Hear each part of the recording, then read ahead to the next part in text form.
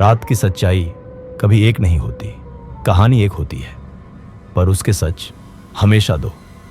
आज की कहानी उस छोटे शहर की है जहां एक रात सालों तक सड़क के किनारे पड़ा रहा, पर किसी ने उसे उठाने की हिम्मत नहीं की।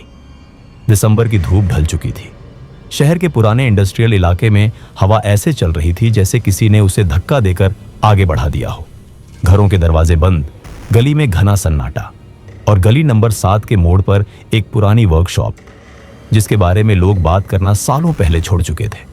राजीव मेहता एक लोकल मैकेनिक, रात की शिफ्ट करता था। इंस्पेक्टर कविश सिंह जो सिर्फ सबूतों पर भरोसा करता था, लेकिन यह केस सबूत से ज्यादा साया लगता था। राजीव की जिंदगी सीधी सादी थी। शाम को वर्कशॉप आना, सुबह घर जाना, पुराना ट्रांजिस्टर, स्टील का कप, थोड़ी धूल, थोड़ी गर्मी और एक पुराना पंखा जिसकी घर घर आवाज उसके साथ चलती। बस यही उसकी रातों की दुनिया थी। उस रात भी वही रूटीन था, लेकिन उस रात रूटीन ने ही उसे धोखा दे दिया। रात के 11:47 पर पंखा अचानक रुक गया। ट्रांजिस्टर में सिर्फ स्टैटिक और वर्कशॉप के एक कोने से थक थक थक जैसे कोई लोहे के ड्रम पर उंगली से थपकी दे रहा हो। राजीव ने सोचा बिल्ली होगी, लेकिन बिल्ली ड्रम पर उंगली से ठक ठक नहीं करती, और यह आवाज बिल्कुल लय में थी, जैसे कोई इंतजार कर रहा हो। कुछ सेकंड में कमरे का तापमान गिर गया। राजीव को लगा शायद वह बस उसका भ्रम है, पर जब वह ड्रम के पास पहुंचा, उसकी सांस अटक गई। ड्रम के ऊपर एक पुरानी डायरी रखी थी, धूल से भरी हुई, जो पहले कभी वहां नहीं थी। उसने डायरी खोली। पहले पन्ने पर लिखा था, वो वापस आएगी, जब पंखा रुकेगा तब वो पास होगी। राजीव ने डायरी तुरंत बंद कर दी, पर उसी क्षण पंखा फिर चालू हो गया।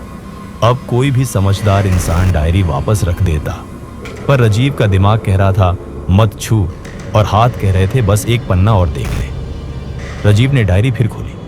इस बार पन्ना खुद पलट गया। उस पर एक भद्दा सा स्केच था, एक चेहरा, बिना आंखों के, सिर्फ खाली गड्ढे। नीचे लिखा था, मैं यहीं हूं। अचानक पीछे से ड्रम गिरने की तेज आवाज आई। राजीव मुड़ा। ड्रम सीधा खड़ा था, गिरा ही नहीं था। वह घबराकर कांच की तरफ देखने लगा। कांच में उसका प्रतिबिंब नजर आ रहा था, लेकिन प्रतिबिंब उसकी तरफ नहीं देख रहा था। उसका चेहरा ठीक डायरी वाले स्केच जैसा, आंखों की जगह गड्ढे, और एक धीमी गहरी आवाज, पंखा रुकते ही मैं आता हूं। राजीव चीखता हुआ वर्कशॉप से भागा। उस रात गली नंबर 7 में उसे किसी ने नहीं देखा। सुबह उसकी लाश मिली, चेहरा खींचा हुआ, आंखें जमी हुई, जैसे किसी ने उसके भीतर की आत्मा निचोड़ ली हो।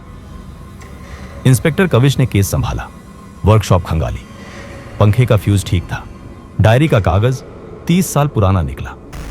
फिर एक पुरानी रिपोर्ट मिली, वर्कशॉप के मालिक की बेटी जो 1994 में लापता हुई थी।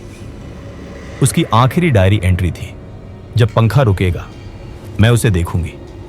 क्या राजीव ने वही देखा, या यह किसी श्राप का असर था? किसी के पास जवाब नहीं है।